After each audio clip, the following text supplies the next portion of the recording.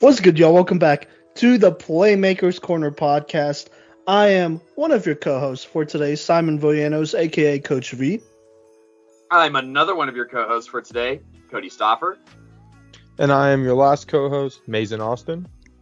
And today on this episode, we are hitting you with these 1A end of the year awards. This is for the 2021 season, Colorado Highschool football. Y'all know what it is.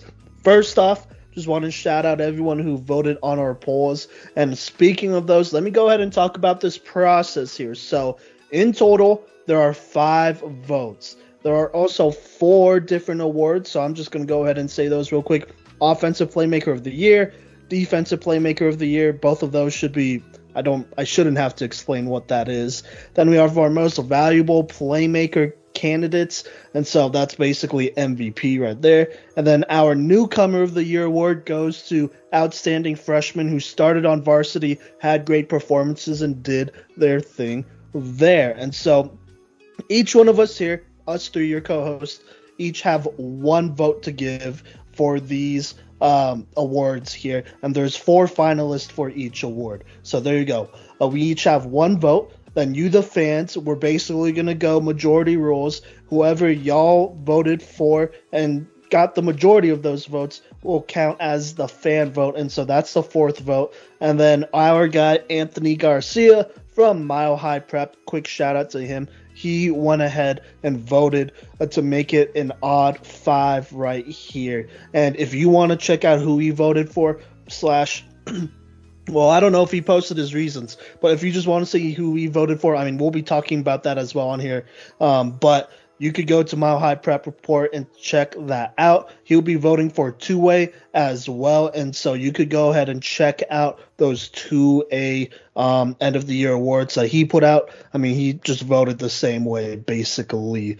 So that's how that will go here. And so with that being said, we're going to go ahead and hop into our Offensive Playmaker of the Year candidates, finalists. We're going to talk about all of them first, and then we'll go from there. And so, Kodey, do you want to talk about North Fork wide receiver Blaine Peebles? Talk about why he's on this list and talk about his stats as well.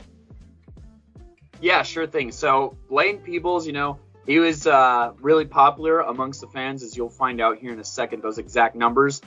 Blaine Peebles out of North Fork, you got it right, Simon, that wide receiver. He tore it up on the field this year. I believe that he even made the first-team All-State list for 1A, which, stay tuned for a reaction episode to those All-State lists coming out sometime. But anyways, back to Blaine Peebles here. This North Fork team had a very solid season, and he was a huge part of that, I mean, he was just an offensive weapon in general. We say wide receiver, but to be more accurate, he's just an overall athlete, is what anybody would say about Blaine here. On the year, he had 744 receiving yards on 30 catches, and then he had 7 receiving touchdowns, as well as 41 carries for 452 yards and 5 rushing touchdowns. So, combining all those stats together, he had nearly 1,200 yards of scrimmage, as well as 12 total touchdowns.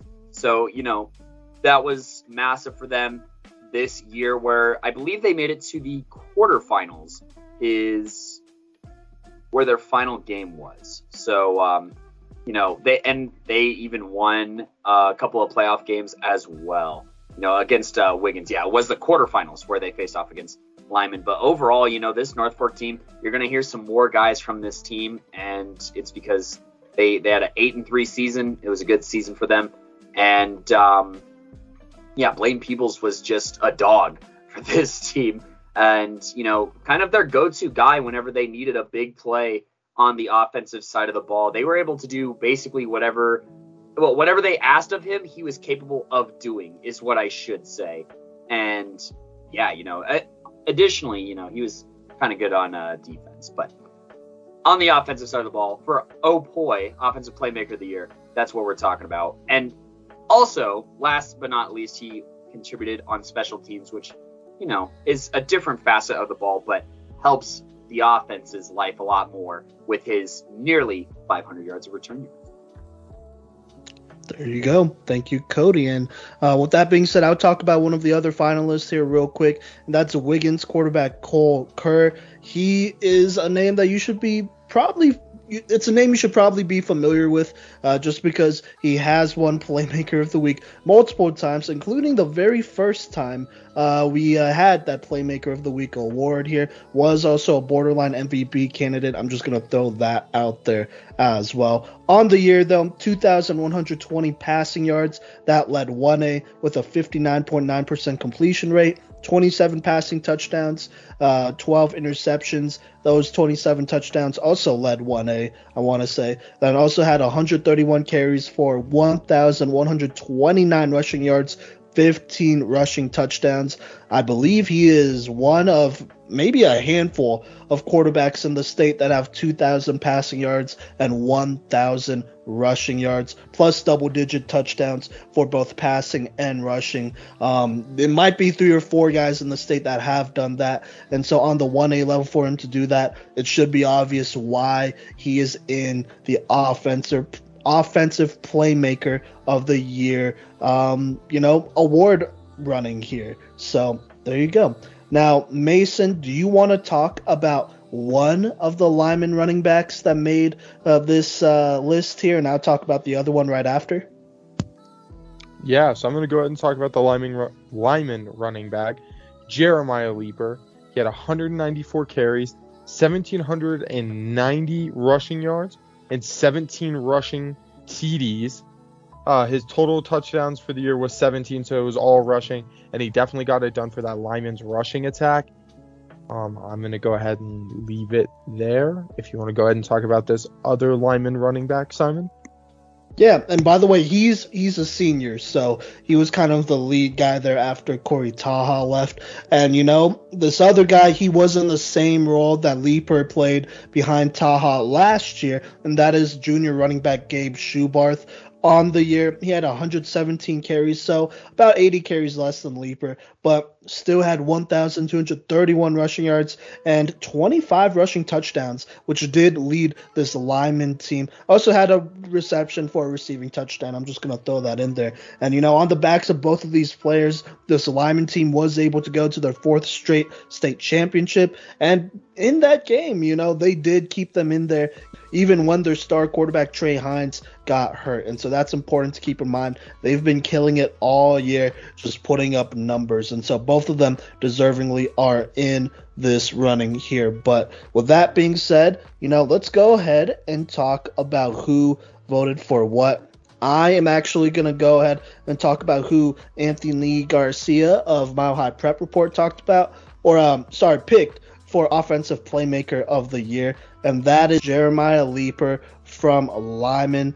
I mean, it should be obvious he helped get them to state and whatnot, and was kind of their bell cow all season. And so there you go there. That's one vote for Jeremiah Leeper out of Lyman. Kodey, do you want to talk about the fan vote, which, by the way, 205 total people voted on this poll there. And so if you really want to figure out how many votes specifically each person got, you could do the math there. But just keep in mind, 205 people voted in total for this one. But go ahead, which Kodey. is substantial, I might add, Yes, for the 1A level. So, thank you all for participating in those polls. Once again, I know Simon already thanked y'all, but wanted to thank you one more time. But the fan Offensive Playmaker of the Year goes to Blaine Peebles. He won 43% of the vote, which beat out Cole Kerr at 32%, which is surprising because this tweet was retweeted by a Denver Bronco for Cole Kerr. And then Jeremiah Leeper got 21%, and Gabe Schubarth got 4% of the fan vote. So congratulations to Blaine Peebles for winning the fan vote Offensive Playmaker of the Year. And, that's what happens when you can literally do it all for a team like North Fork, who is able to go so far in the playoffs and, kind of give North Fork a dimension, in the passing game that not a lot of 1A teams really get to do. There's not a ton of receivers on the 1A level that, really tear up the field and put up these kind of numbers. And Blaine Peebles did that, catching the ball, as well as, just being an overall gadget and kind of showing the 1A level of football here in Colorado, that kind of trend that's happening across other levels of football where just overall athletes ball out. So congratulations to Blaine there. So that makes the score, the tally, of Jeremiah Leeper with 1, which mad respect to Leeper and everything he did. Seeing him live in that playoff game, he's legit. In that championship game, I should say, he's legit and was a huge part of them remaining in that game, both offensively and defensively. But anyways, you guys mind if I talk about my vote for Offensive Playmaker of the Year, or should I pass it to Mason, who hasn't had a chance to chime in yet? Well, for me, I picked Cole Kerr from Wiggins. I think personally he just had a very dominant season, and watching him was kind of a pleasure all year. So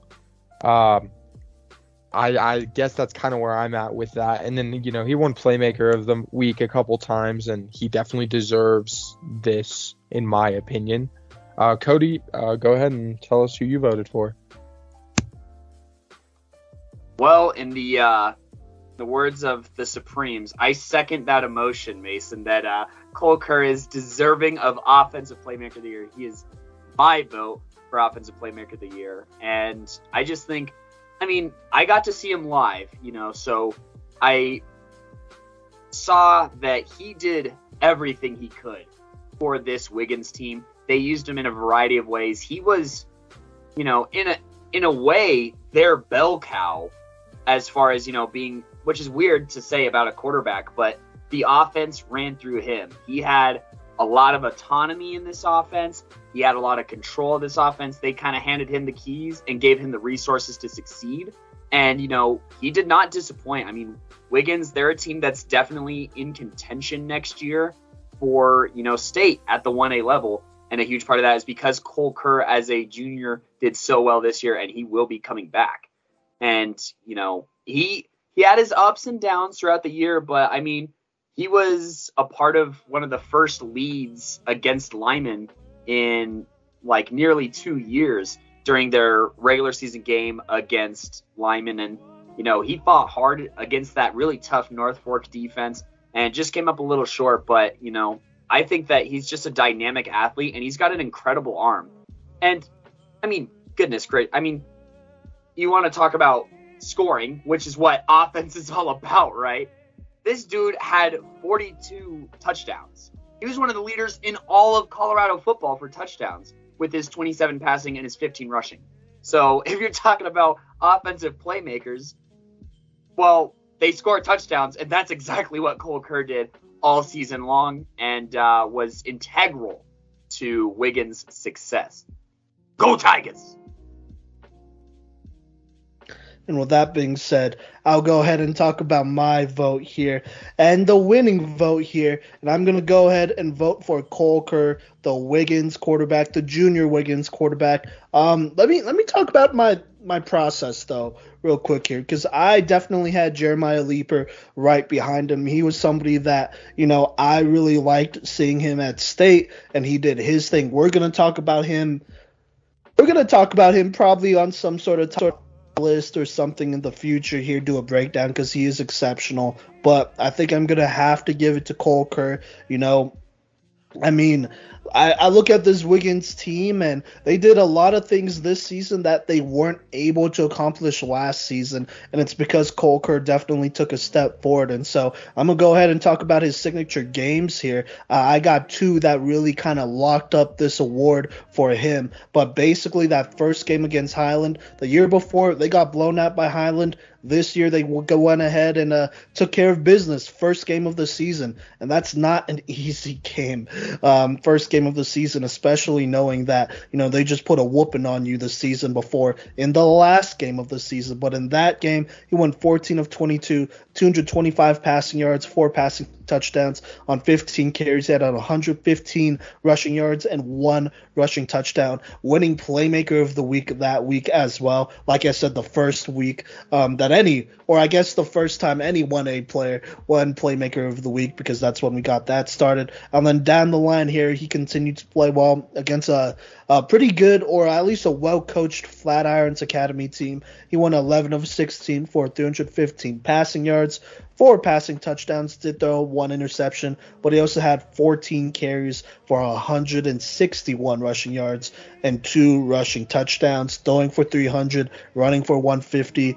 I don't know what else you could do, what else more you could do there, but he's definitely played his heart out this season. And so I'm happy to go ahead and give him this Offensive Playmaker of the Year award. I think he was one of the most electrifying players in 1A in Colorado football, period. I mean, you could go ahead and look at the stats from everyone else that played this year. You're not going to find many guys that went 300, 3 passing touchdowns, 150, and a rushing touchdown. You're just not, because a lot of quarterbacks probably aren't capable of that either. But Cole Kerr is definitely one of those dudes that, he's coming back next year. And there's going to be a reason why Wiggins is going to be dangerous next year in a field where, 1A is going to be pretty wide open. And so I have no problem voting for Cole Kerr here. Obviously, all of us voted for him. Dalton Reisner from the Broncos, he voted for him as well. Obviously, he's a Wiggins guy, so that's why he did that. And so there you go. Your 2021 1A Offensive Playmaker of the Year goes to Junior Wiggins quarterback Cole Kerr. Congrats, bud. So, yeah, there you go. I mean, how often does a quarterback get to throw for over 2,000 yards and rush for over 1,100 yards? Not often, especially in 1A. It's unheard of, and it's not like, his attempts weren't that high. He averaged almost 10 yards a carry. I guess I should say almost 9 yards a carry, but still, he was just exceptional. And the fact that he has one more year, got to be on the lookout. Yeah, he's probably on our MVP radar for next year already. With some other guys as well. And so there you go there. Cole Kerr wins because us 3 voted for him. So there you go there. But 3 votes to Cole Kerr, 1 to Jeremiah Leeper, and then 1 to Blaine Peebles. So there you go. We're going to go ahead and take a quick break. But coming up next, we'll talk about Defensive Playmaker of the Year.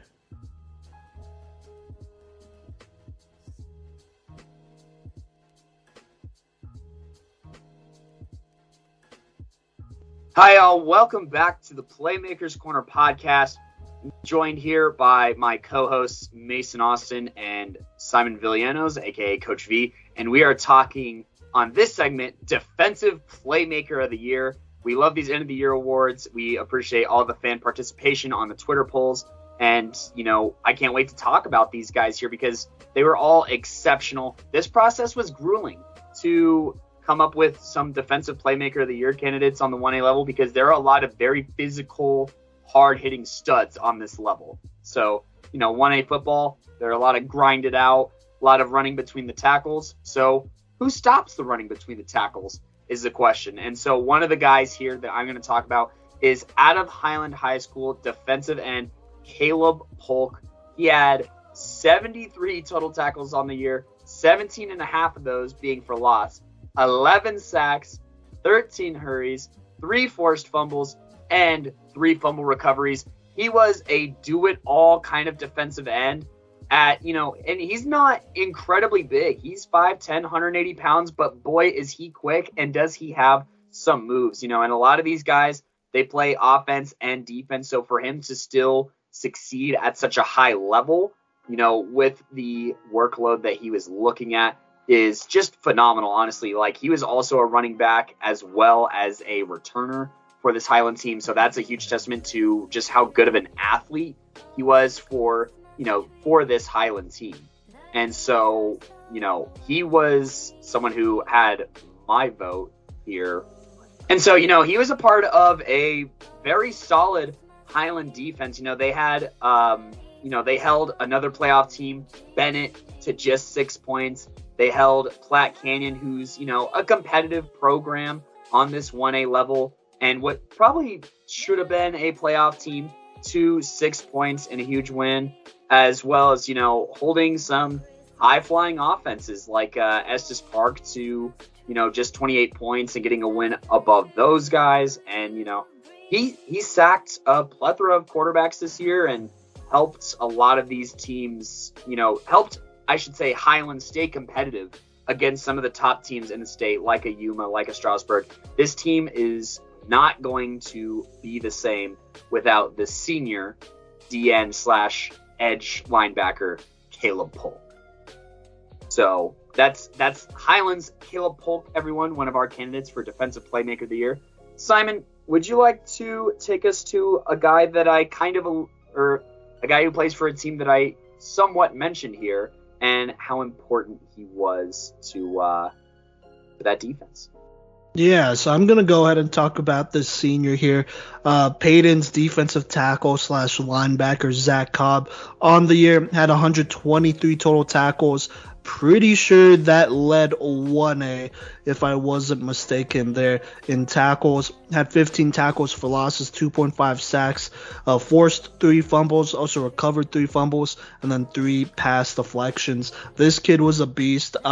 Sadly, Peyton was basically kind of in a rebuilding year. This wasn't maybe the strongest squad, at least comparatively in past years from like 2017, 2018, 2016, but he was a big part of that defense, and he did his thing, as you could see with the stats here. I'm going to talk about some signature games here real quick. Against Colorado Springs Christian, first off, they absolutely probably could have won this game here. They only lost 6-12, but in that game he had 27 total tackles, 2 tackles for losses, and a forced fumble. But later down the line, Peyton did have to play Banning Lewis Academy, and not only would this be for the Santa Fe title, or the Santa Fe League title, but it would also be for a spot in the playoffs. So if they win, they're in. And I was actually in this game, or not in this game, I was at this game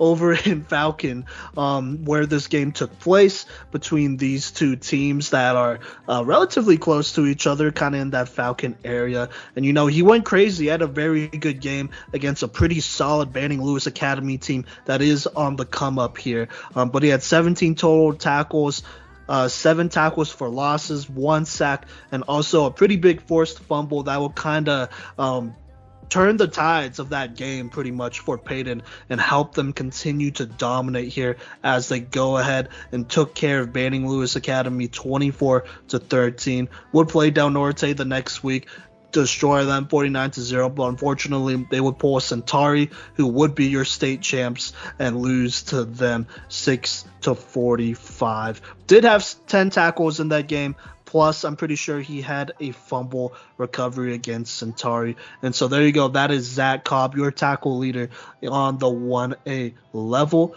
But I'm going to go ahead and pass it back to Kodey to talk about another Wiggins guy that is on our award finalist list.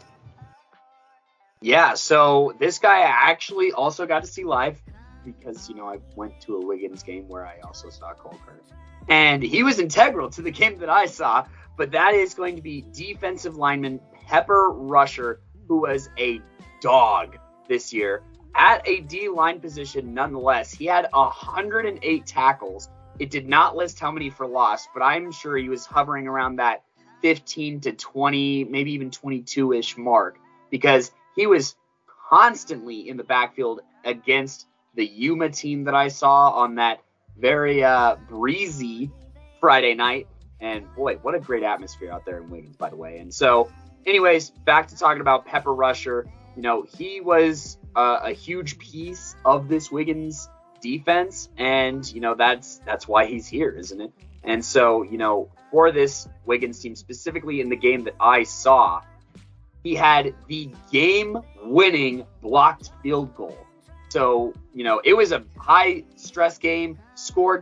Lead changes were happening constantly. It was a huge battle. There were lots of turnovers on both sides, lots of pressure. And Pepper Rusher was going against one of the better rushing attacks on the 1A level against a guy like Clay Robinson, the track star out there in that Yuma backfield who ran crazy this year, and a name that you will potentially hear later in this episode. But anyways, he had a tough game to match up against, as well as you hear Trejo, who runs the ball out of that backfield, very tough. And, I'd say that when the game mattered most, he stepped up and he got that game-winning block for, Yuma to win 30-28. I'd say that is probably his signature game of this season and maybe even of his career.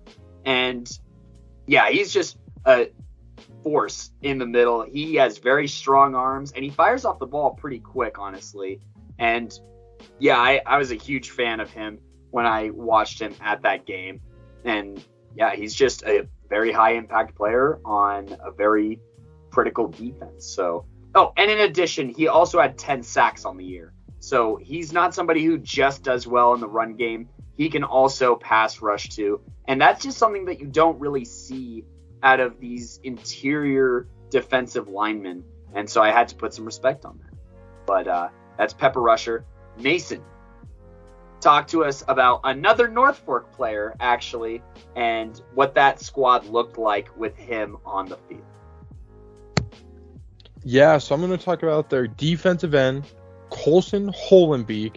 He had 96 total tackles, 26 tackles for loss, which is pretty insane. It just shows how much he actually gets in the backfield. 14 sacks, 2 forced fumbles, and 3 fumble recoveries. This North Fork defense, definitely got it done for this whole year. But looking at their schedule, they threw up a couple different, goose eggs on the board against Monte Vista and Olith. I'm sorry if I'm butchering that. But they also held up this Buena Vista team to only 28 points. Meeker to 30. They held up Roaring Fork to 6.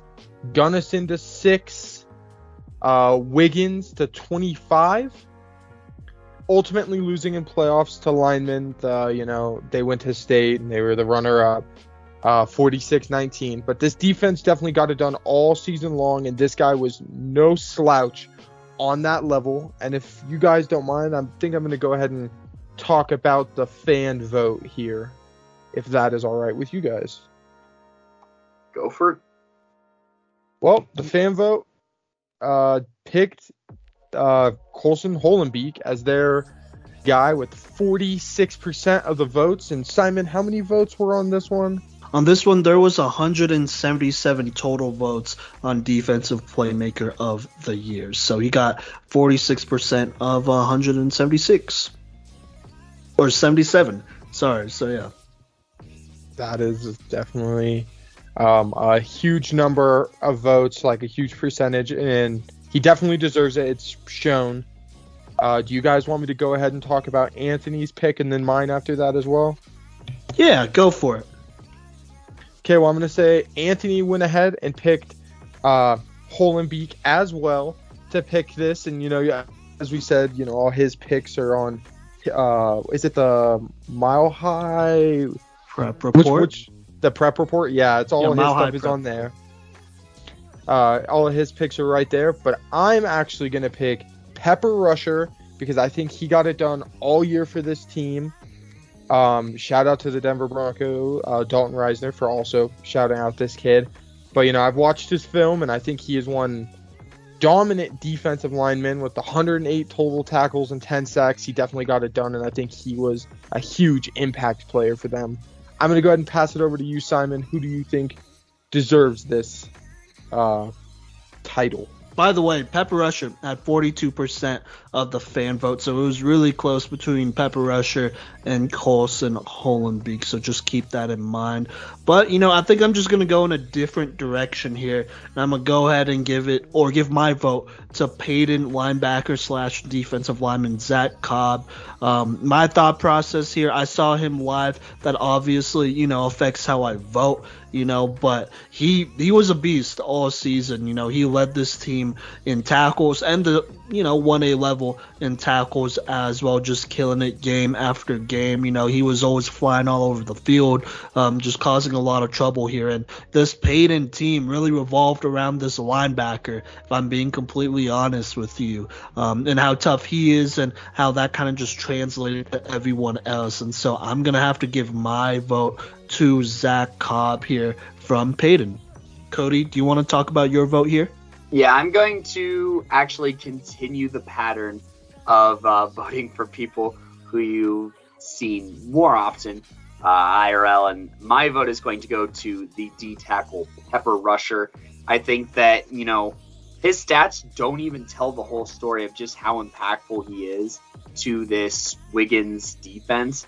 And, I think that he's going to be even better, bigger, and stronger this next year, and that's terrifying to see. And not to mention, I think that Pepper Rusher here, he's a smart football player too. He does a good job of knowing kind of what the play is before the play even happens.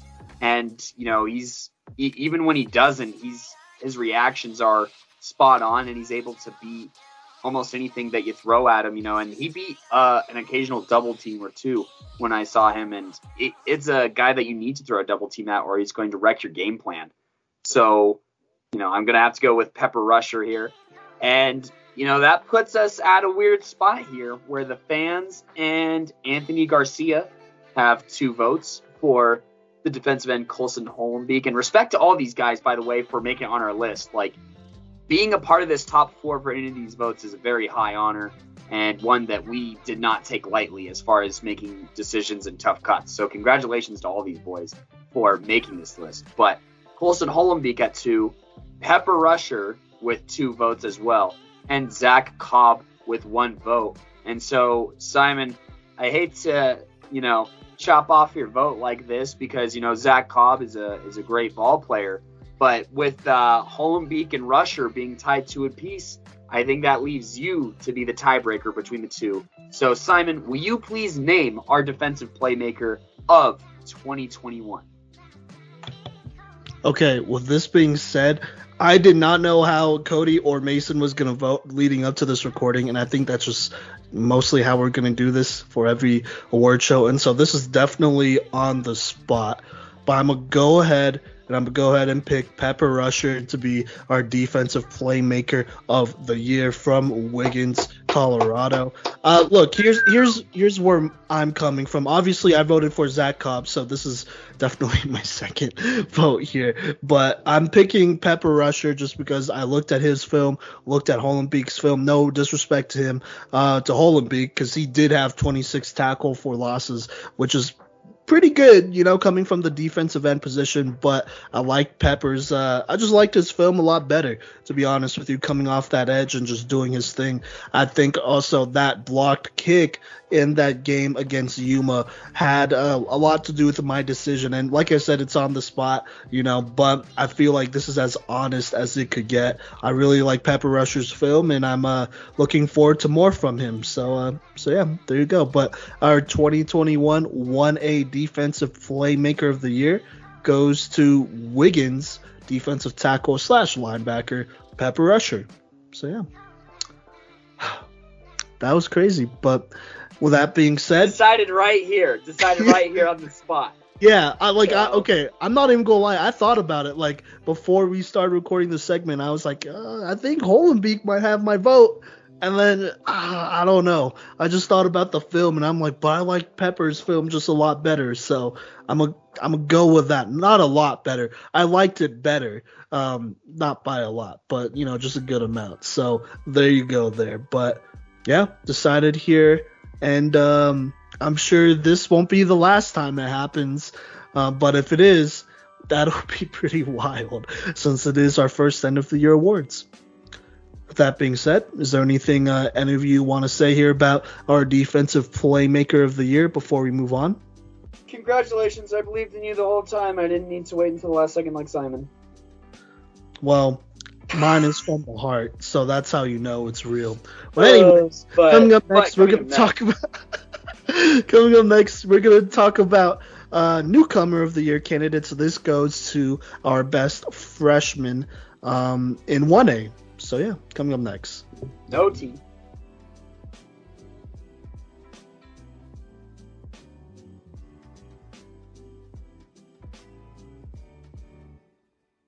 Welcome back, and you're listening to the end of the year 1A awards for the Playmakers Corner podcast. We are going to be talking about the Newcomer of the Year award, which is a freshman that made an impact on the varsity squad I'm going to go ahead and talk about this guy, Clay Crawford. He played for Meeker High School. He had 110 rushing yards off of 20 carries, 2 rushing touchdowns, 3 total. He had 20 carries. He averaged 12.2 yards per game. He had 110 rushing yards over the entirety of the season.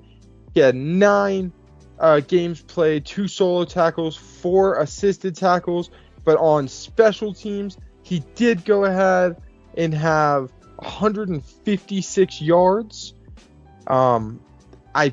That's basically all like the stats say for this guy, and I definitely think that he put an impact for this Meeker team. I'm gonna go ahead and pass it off to Kodey to talk about one of our other newcomers of the year. Yeah, for sure. So the next guy that I'm going to talk about here, he played for a program that struggled a little bit this year out there at Cedar Ridge. They had a tough year out in that western slope, facing off against, Clay Crawford's Meeker, as well as, Colson Hollenbeek's and Blaine Peebles' North Fork. But he gives this Cedar Ridge program a lot of hope and promise for the future, I think. And that is Brady Cooper, the the receiver/cornerback out there at Cedar Ridge.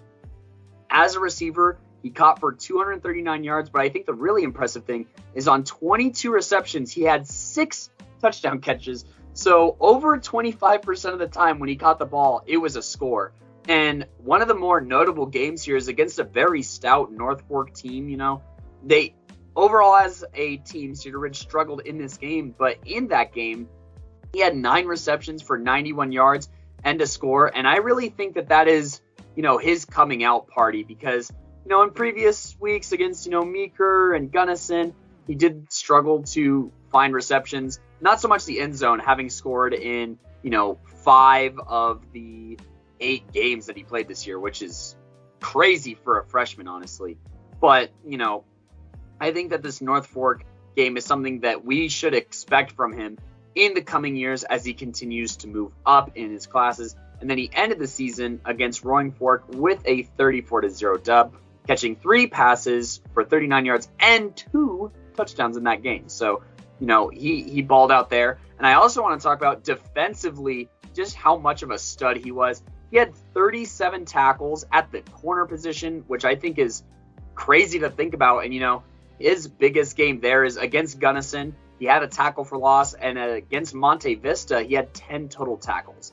So, in games where the other team had the ball a lot longer than, the Cedar Ridge team did on offense, and where he didn't really make as much of an impact on the offensive side of the ball, he made up for it by getting plenty of tackles on the defensive side of the ball. So, huge shout out to him for him still finding ways to impact games. And then on the season, he had 5 pass deflections, including, 2 against Coal Ridge. And I think that, that was in a win as well. And he was even more so a part of the winning formula in this Roaring Fork game, being honestly a contender for even 1A player of the week, you could say, in that Roaring Fork game, having caught 2 touchdowns on the offensive side of the ball and having caught 2 interceptions on the defensive side of the ball. And even taking one of those to the house. So in that 34-0 win over Roaring Fork, my guy had 18 points by himself, which is nuts to think about and scary for teams in 1A as he's going to continue to grow and get better and get faster and get stronger. And that is Brady Cooper out of Cedar Ridge High School. Absolute stud. Oh, I guess I should toss it to Simon. Yeah. Throw it to Simon to talk about another freshman who made a huge impact this year for his team. Yeah, so I'm going to go ahead and talk about freshman quarterback Noah Martin from Payton High School. Didn't exactly get consistent snaps throughout the entire year, but near the end of this year, specifically in the month of October, he really did his thing and stepped up here as the freshman quarterback. Now, he's very young and whatnot, and so he has a lot of time to improve here, but he did get this team to the playoffs by doing his thing. And so on the year, He had 391 passing yards, 3 passing touchdowns, did throw 7 picks, but I'm going to go ahead and talk about that in depth just a little bit more because, like I said, he didn't have consistent snaps. This is mostly from October, and, Peyton's not really a passing team like that, at least not right now, and so just keep that in mind. But the 2 biggest games that he had was first against Rocky Ford. That one was a blowout. They beat them 44-6, but he did go 4 of 7 for 59 passing yards, 2 passing touchdowns. Right after that, though, they would have to play Banning Lewis Academy. Now, remember, this game between Peyton and Banning Lewis Academy would have decided the Santa Fe League and would have decided who got to go to the playoffs. And so in this game, did go 4 of 12, and, to Banning Lewis's credit, they're getting after them, and they forced a lot of drops, by the way, but did throw for 98 yards and had a passing touchdown in that 24-13 dub over Banning Lewis. There were many times in that game where he kind of bailed them out of a situation and kept the ball moving when the ball wasn't in the hands of his running backs like West Hart and all those guys over there. And so he did his thing. The most pass attempts he had was 31. Unfortunately, it was against Centauri. Did throw for 147 yards in that game, but it's Centauri. They're your state champs. He did also throw 3 interceptions. That's where half of his interceptions came in this season. So just keep that in mind. But there you go. That is Noah Martin. Kodey, do you want to talk about our last finalist here before we talk about the fan votes and our votes in general? Yeah. So, this is another quarterback, actually. And this was for another playoff team and even a contender. I'm talking about Casey Midcap, who, kind of took the world by storm, I would say. Here in September is where he got his first start on September 18th.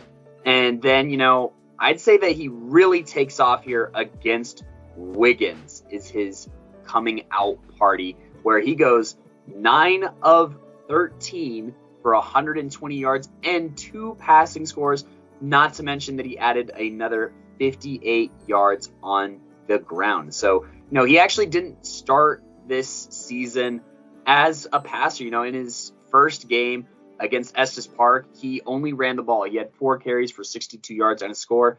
And then, you see a progression through this season. I think that, that's a huge testament to the faith that this coaching staff has and that this Ray football program has in Casey Midcap and his ability to pick things up as he goes, throughout the season. Like I said, first week, didn't even throw a single pass attempt.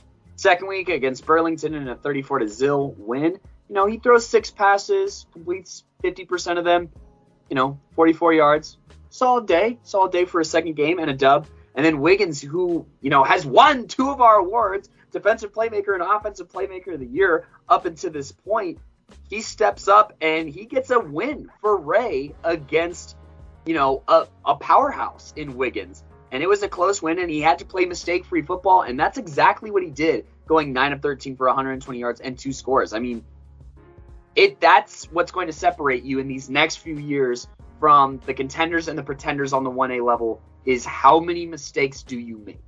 And so he's shown from a very young age that he's capable of playing mistake-free football, And another huge win against Holyoke, he goes 9 of 14 for 155 yards, right? So that's massive, right? He did struggle against Lyman the first time around, going 4 of 14 for 67 yards. But man, Lyman is not a team that you want to play in your 5th game of football on the high school 1A level, because they've been doing it for years and they made it to the state championship.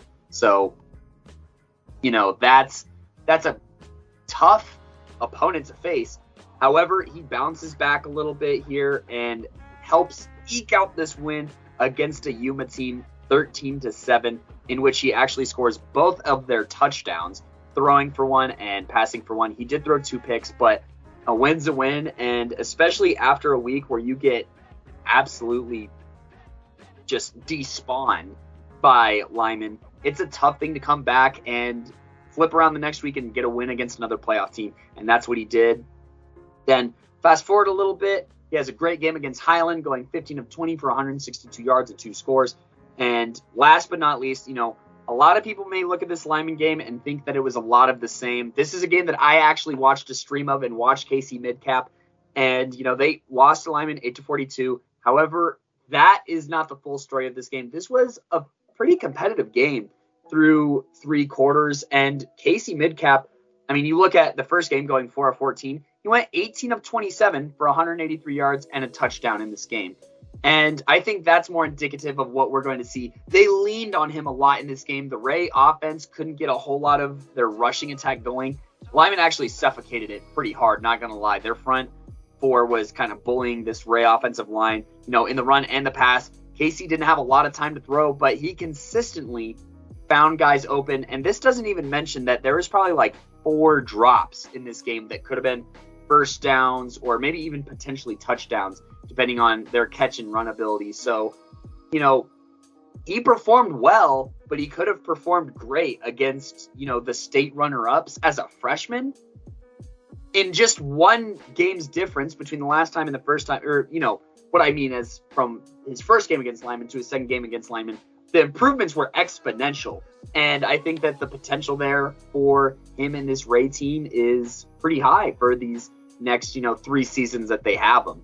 And, Anthony of Mile High Prep Report actually agrees with that, having voted for KC Midcap for his Newcomer of the Year award. And this would be a sentiment that would be shared as well by our fans. Over 105 votes, KC Midcap led over Brady Cooper at 23%, Clay Crawford at 18%, and Noah Martin at 9%. Casey got 50% of the votes of these 105 votes for him to secure the Fan Newcomer of the Year award. So congratulations to Casey for winning the Fan Newcomer of the Year award, as well as Anthony's Newcomer of the Year award. And, well, I'm going to spoil it. My vote would technically be the deciding one if it was for Casey Midcap. And it is for Casey Midcap, who gets his 3rd vote from me based off of just the progression that I see from his game. He had, a pretty solid release on his passes against this Lyman team. He showed a lot of maturity. And like I said, I think that he performed fairly well and was dealt a pretty tough hand facing this Lyman team in the semifinals, mind you, as a freshman. So, Mason, who did you vote for Newcomer of the Year and why? Okay, so for me personally, I'm going to echo the statement. My vote goes to Casey Midcap. He's a dog. He gets it done for this, his squad, and he gets it done on that offensive side of the ball. And there's nothing really else that I can really say other than the fact that, this is, for me at least, newcomer-wise, this wasn't close. Simon, what do you think?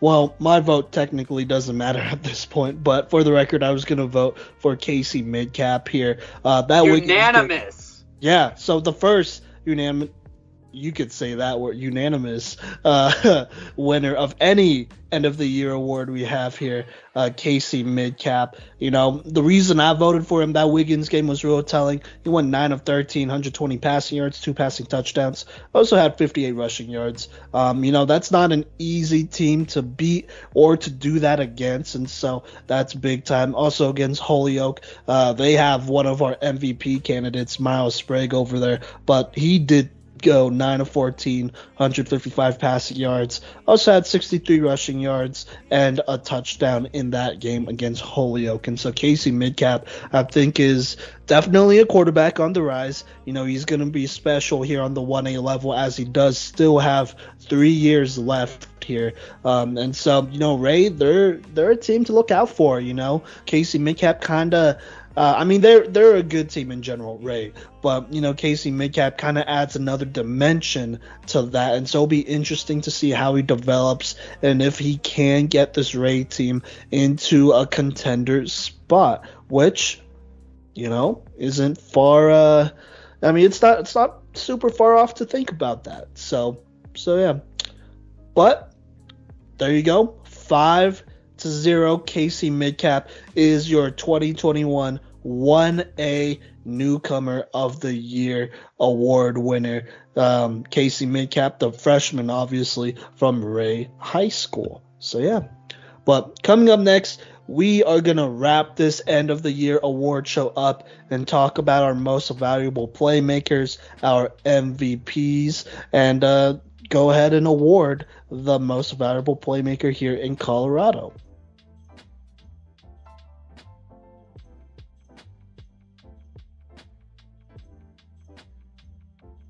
Welcome back to the Playmakers Corner podcast. This is our 2021 1A End of the Year award show. Also, by the way, our very last 2021 1A content, episode here until we talk about the season in review, which will be a bit from now. But so there you go. With that being said, I'm gonna go ahead and talk about one of the candidates here. I don't think I really have to explain what MVP means. This goes to the most valuable playmaker and whatnot. The dude who made, or one of the dudes who made the 1A level of football electrifying. I think each one of these guys has a claim to that. And one of those guys is Yuma's quarterback, Clay Robinson. On the season, had 455 passing yards, 3 passing touchdowns, no interceptions. Pretty chill, but he was a running quarterback, so he had 1,742 rushing yards and 19 rushing touchdowns. I don't think that 1,742 rushing yards led the state in rushing, because I'm pretty sure Reaper led by literally just a couple yards, but it's definitely up there for a reason. Clay Robinson was dangerous. If you look at the film, this dude was, super explosive, somebody who could take it to the house at any time. He was arguably the best athlete on this Yuma team, and so they decided to go ahead and put him at quarterback, and he did what he had to do throughout the entire season, including in the playoffs as well. But in the playoffs, Yuma would play Strasburg.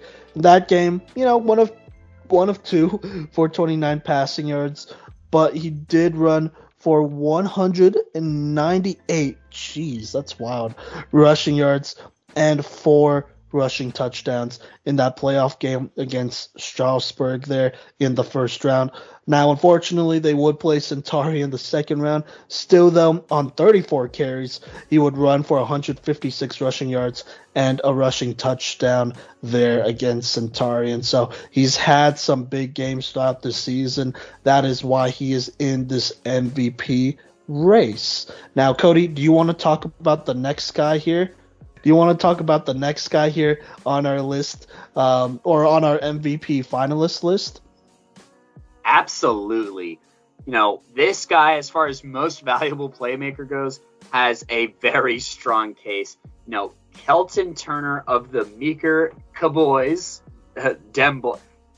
Are we allowed to call the Meeker Cowboys Dem Boys, or is that like a copyright thing? Are we going to get in trouble from Dallas? I don't care. Maybe if they win a playoff game, I'll care. But anyways, I'm going to talk about Meeker, who did win a playoff game this year in huge part thanks to Kelton Turner. And, it was against a very good Holyoke team who, they have a fellow MVP here that Mason's about to talk about. But, in that game against Holyoke, if there's ever a time that a player put the team on his back, it was this game for Kelton Turner. In this game, he had 21 carries for 238 yards, 2 scores, and on the defensive side of the ball, because this isn't offensive playmaker of the year, this isn't defensive playmaker, this is playmaker of the year, and especially on this 1A level, being able to play both ways is probably the most important thing. It's probably, that's what makes 1A so different from all the other. There will be guys who play both ways on 2A, 3A, 4A, 5A. But on the 1A level, I think being able to play both ways is integral in, these smaller schools where you have to. And to dominate on both sides of the ball is just a great statement for any 1A player to win this award. And in that game, he had 13 total tackles on the defensive side of the ball, on top of running rampant over this, solid Holyoke team. So, I want to put some respect on that. And, those 238 yards were just a fraction of his 1,768 total yards on the season. And those 2 touchdowns were only about a 12th of his total touchdowns, with 23 rushing touchdowns on the season.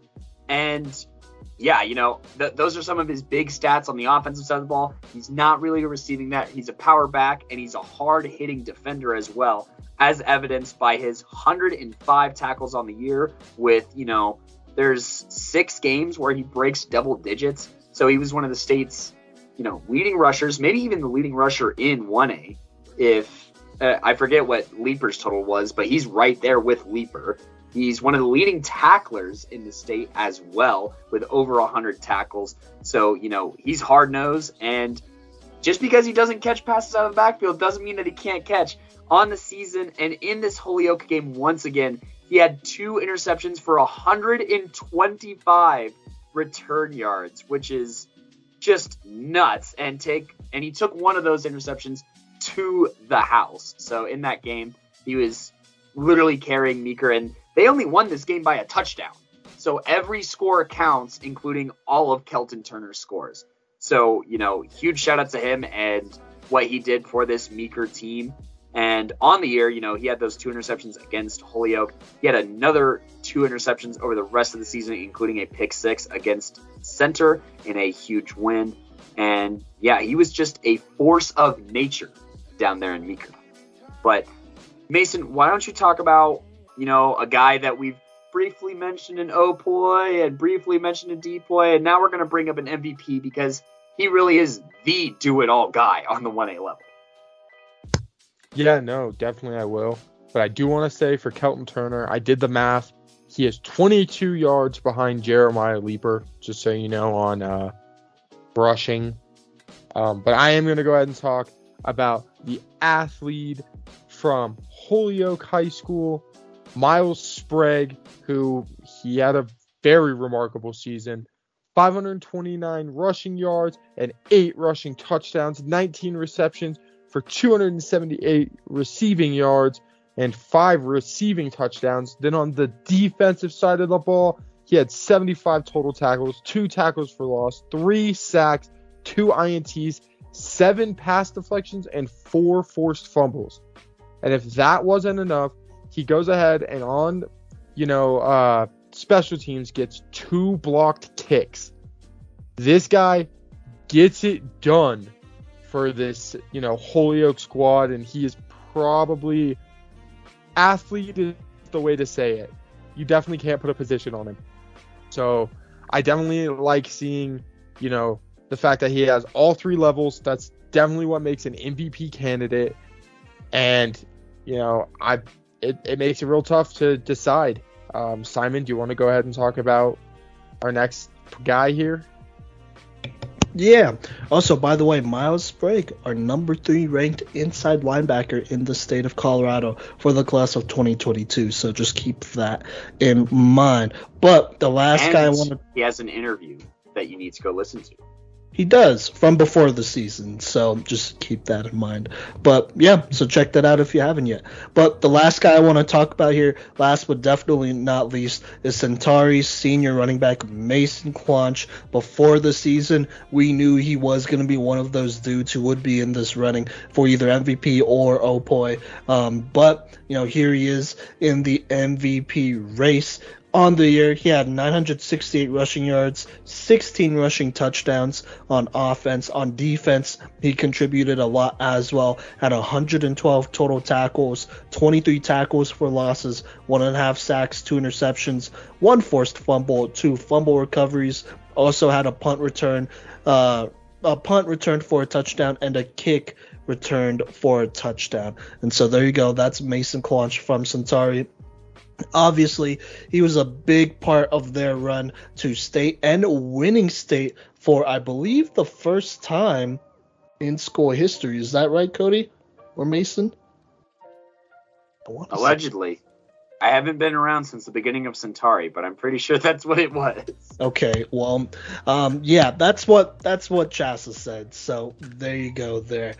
So he was a big part of that first championship squad, and even in that championship game, he did have that big rushing touchdown in the first half that would kind of help Centauri get on the board, and then he would make a lot of plays in that game down the line, specifically a key third down play where Jeremiah Leeper, one of our OPOY candidates, did break to the outside, had him in 101. Or sorry, that was Baron Holman. I am tripping. But there was another time where that happened, where it was Leeper versus Clonch 101, and Clonch would get him every now and then. They would go back. Did Clonch also have a major big sack on one of the final drives for Lyman?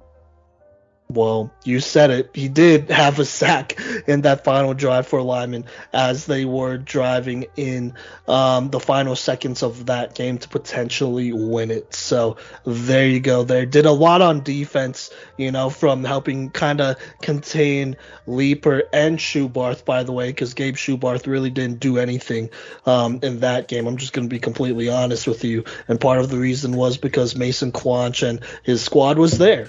They were there for a lot of it, and you just can't take that out of consideration. And so with that being said, do y'all mind if I go ahead and talk about where Anthony Garcia, or who Anthony Garcia voted for MVP? You mean for Most Valuable Playmaker? Absolutely, go for it.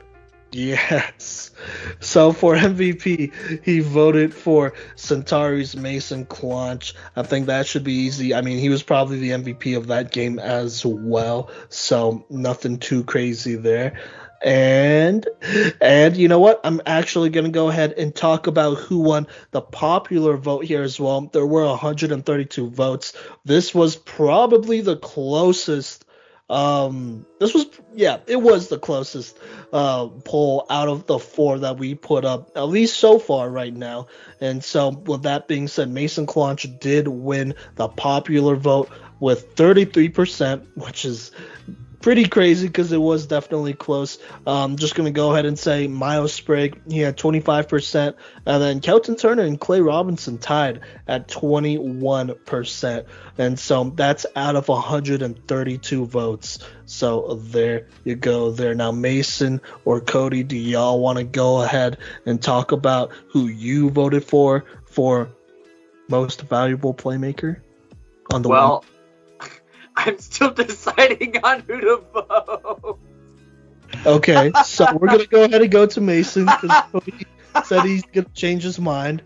Goodness, Mason, go ahead. Yeah, Okay. I don't know what's I'm going to go ahead and pick my guy.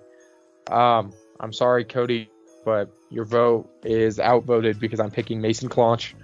Your namesake. I guess so, but... I think he just got it done, and watching him in person blew my mind when he had that insanely long run. He's so fast, gets it done. He's a hard hitter. He could almost play at the next level on either running back or as a linebacker. So, he is the most valuable player.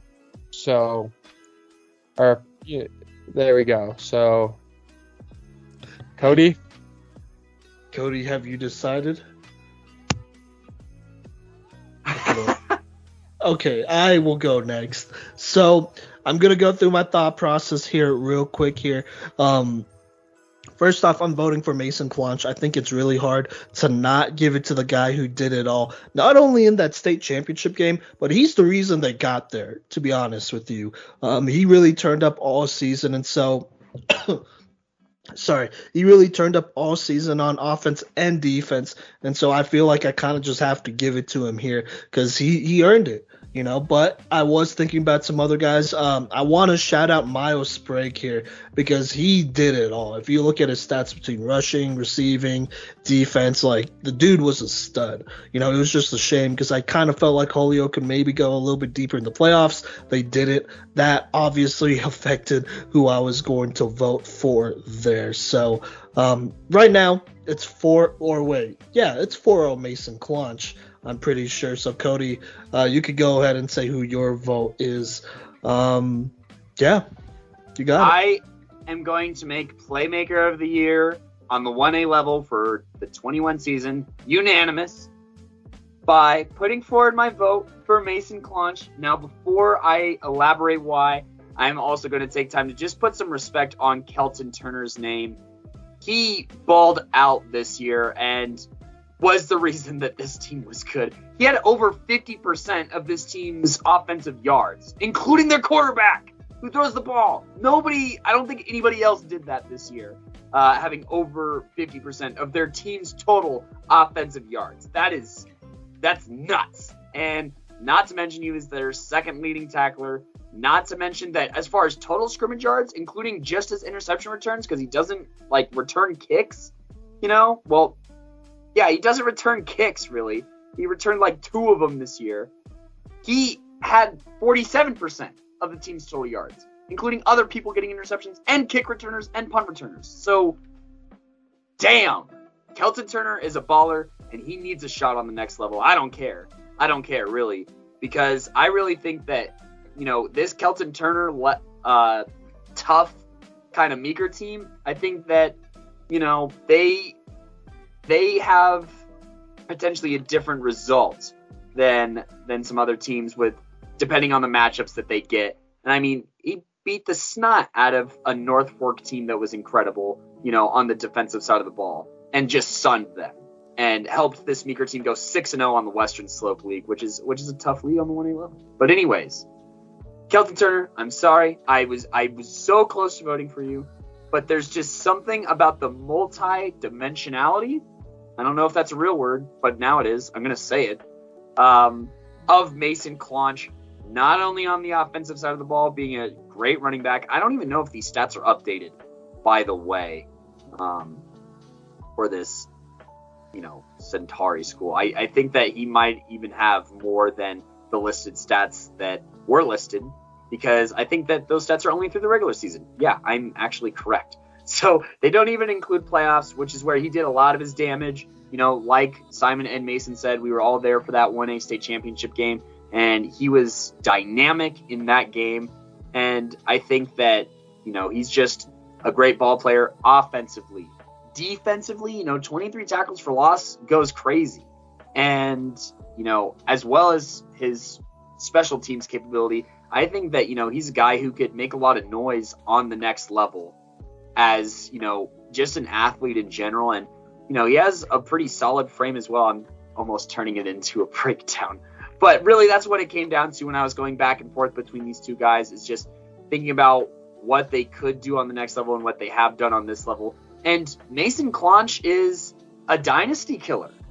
I mean, Lyman would have won 4 years in a row had it not been for tricky, pesky Mason Clonch, gashing him for big runs every now and again, and, finding ways to make big plays on these experienced, high usage Lyman players.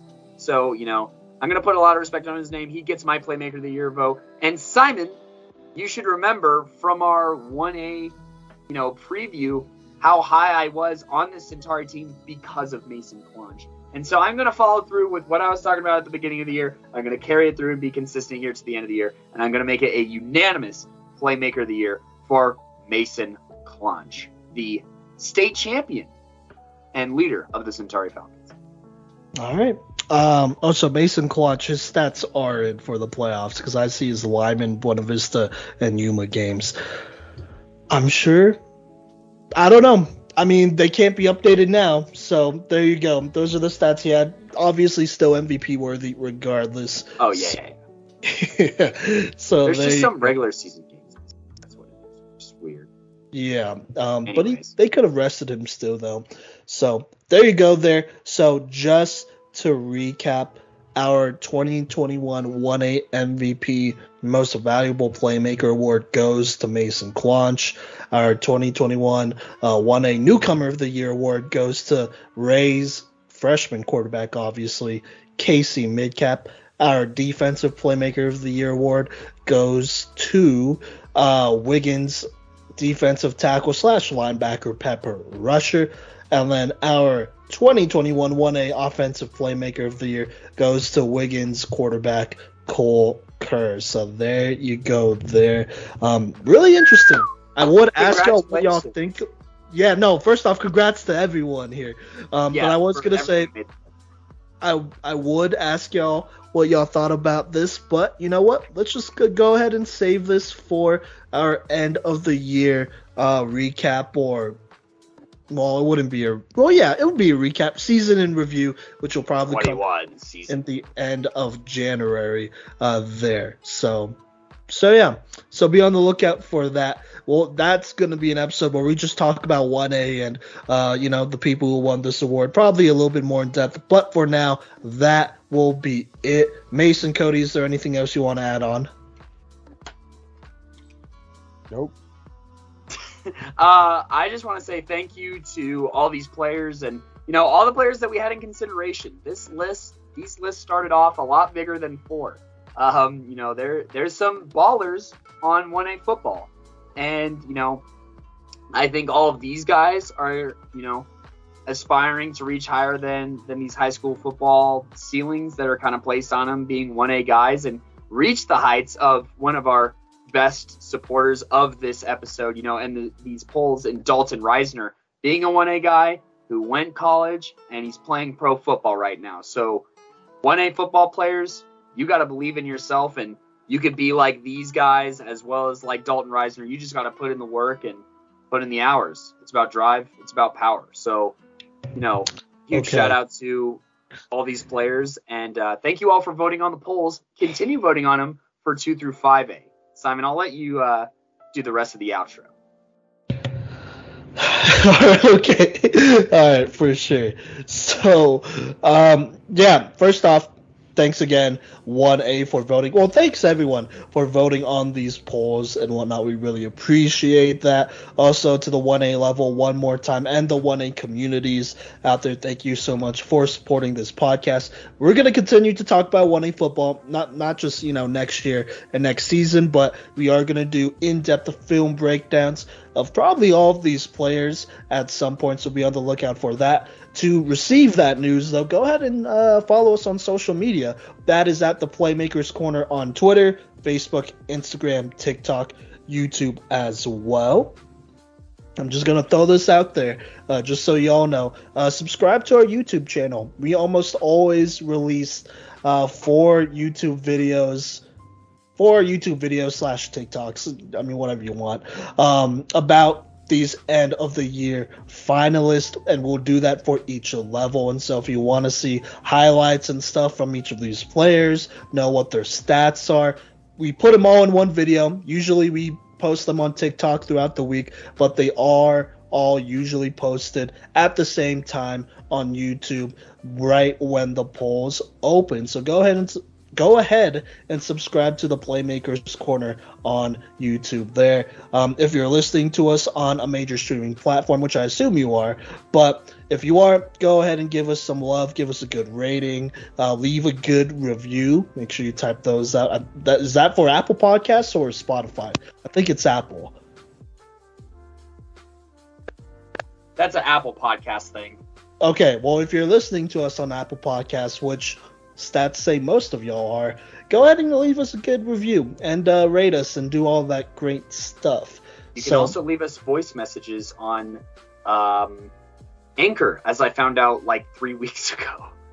Yes. Or really anything, to be honest with you. But, keep the DMs clean. With that being said, I have been one of your co-hosts, Simon Villanos, a.k.a. Coach V. I have always been one of your co-hosts, Kodey Stauffer. And I'm your last co-host, Mazen Austin. Goodbye. Peace, PMC.